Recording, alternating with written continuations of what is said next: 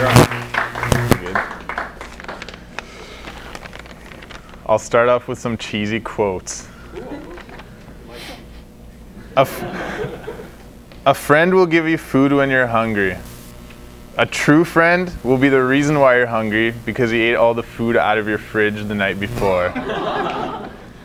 A friend will bail you out of jail. A true friend will be there beside you, sitting down, going, holy shit, that was fun. A friend is temporary.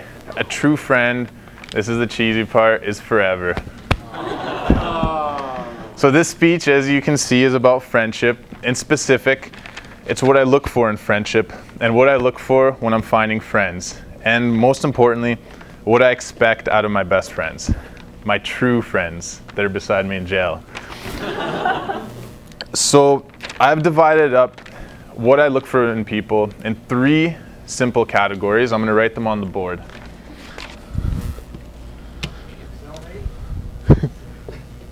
Cellmate.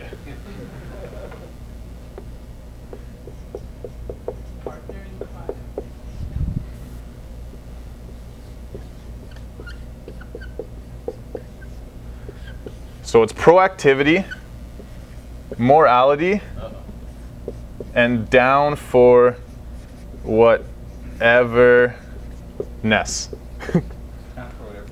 Doesn't that go against morality? Sometimes. So I'm going to tell you what each of these things mean now. And when I tell you what they mean, I'm going to use 2 examples. I'm going to use Tom, which is the worst example of everything. And I'm going to talk about Peter, which is the best example of everything. And Tom is like the absolutely worst friend in all these categories. Peter is the best in all these categories. So proactivity. Good news, every single one of you is proactive. Yes, I know I'm being cheesy again. But the fact that you're coming to Toastmasters means obviously everyone here is proactive. Proactivity means getting out there and getting exactly what you want. Having a goal and following it. Having a dream and following it. If you want that girl over there, go get that girl. If you want that job over there, go get that job. If you want to be good at a sport, go do that sport. So the good example, Peter. Peter in high school knew exactly what he wanted to do. He wanted to go into law at UBC, and he did that. He got the grades, and now he's completed law, and he's happy. He's a great hockey player. He trains hard, and he does exactly what he wants. And he's a member of Toastmasters. Tom, on the other hand, lives at home. He lives with his mom and dad. He works at McDonald's. He's been working there for the last 15 years. And there's nothing wrong with working at McDonald's. I mean, no. He's just a normal cashier.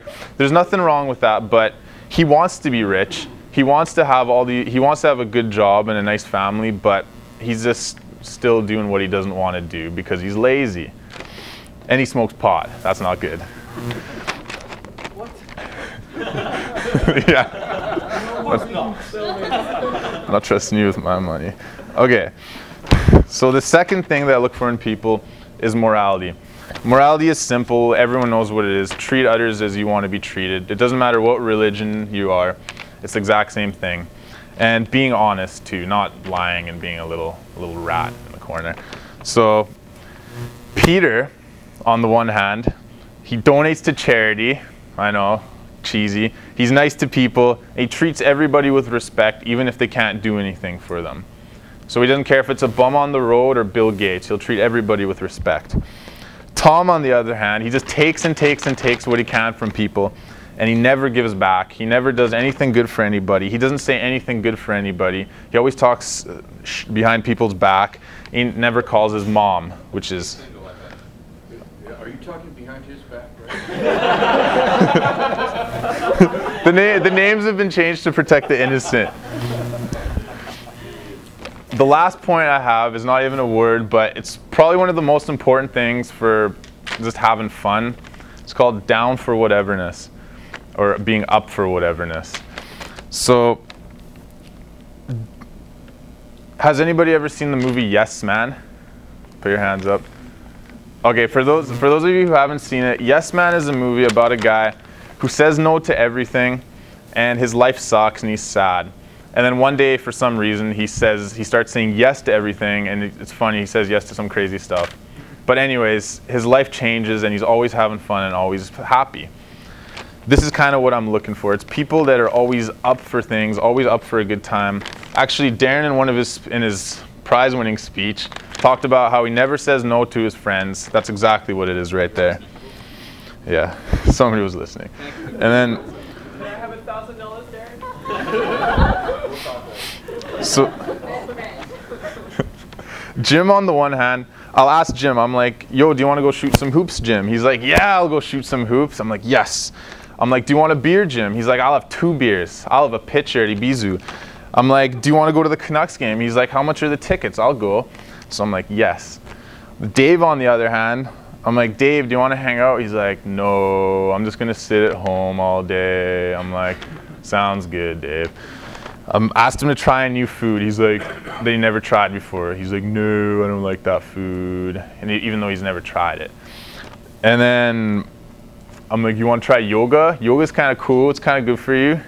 Something new. He's like, no, I don't want to try yoga. So Dave is never up for anything.